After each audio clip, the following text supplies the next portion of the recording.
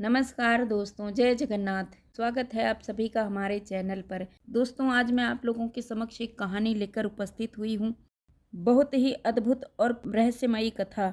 दोस्तों, पुरी की उसी पावन भूमि से जुड़ी एक और अद्भुत और रहस्यमयी कथा कही जाती है। कथा जिसे लोग सुनते हैं, महसूस करते हैं, पर शब्दों में कम ही लिखी गई है।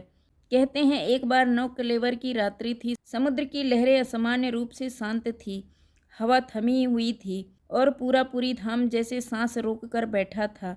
उस रात एक वृद्ध सेवायत, जिसने जीवन के 50 से अधिक वर्ष भगवान जगन्नाथ जी की सेवा में बिताए थे, को ब्रह्म पदार्थ स्थानांतरण करने का दायित्व मिला।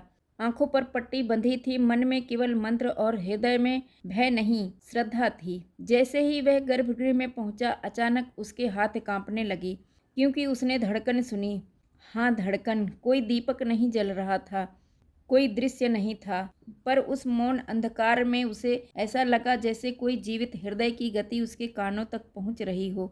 वह क्षण भर के लिए ठिठक गया। उसी पल मान्यता के अनुसार सेवायत को ऐसा अनुभव हुआ कि जैसे किसी ने उसके भीतर कहा हो, डरो मत, मैं वही हूँ जो तभी भी था, जो अब भी है। कहते हैं, उस वृद्ध सेवायत की आंखों से आंसू बहने लगे। पट्टी के भीतर से ही उसने मस्तक झुका दिया। उसने कुछ देखा नहीं, पर समझ गया। जब ब्रह्म पदार्थ को नई मूर्ति में स्थापित किया गया तो अचानक मंदिर के भीतर एक हल्की उष्मा फैल गई। ऐसी उष्मा जो जलाती नहीं, जीवित करती है। अगली सुबह वही सेवायत मौन था। लोगों ने पूछा, क्या देखा आपने? उसने बस इतना कहा, मैंने कुछ नहीं देखा, पर मैंने कृष्ण को धड़कते हुए महसूस किया। कहते हैं, उस नौकलेवर के बाद वह सेवायत अधिक समय तक जीवित नहीं रहा, पर जाते जाते उसने एक वाक्य छोड़ दिया, जब तक जगन्नाथपुरी में है, भारत की आत्मा सुरक्षित है।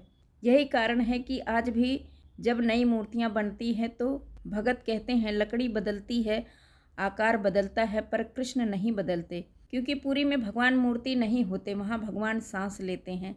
दोस्तों, कथा पसंद आई हो तो लाइक करें, चैनल को सब्सक्राइब जरूर करें। धन्यवाद दोस्तों। जय जगन्नाथपुरी। जय जगन्नाथ महाराज की जय।